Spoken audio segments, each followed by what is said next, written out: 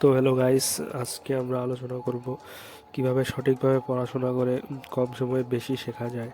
প্রথম কথা হলো যে পড়াশোনা করার সময় লক্ষ্য স্থির করতে হবে। লক্ষ্য ছাড়া পড়াশোনা করা সময়ের ব্যয় বলা যায়।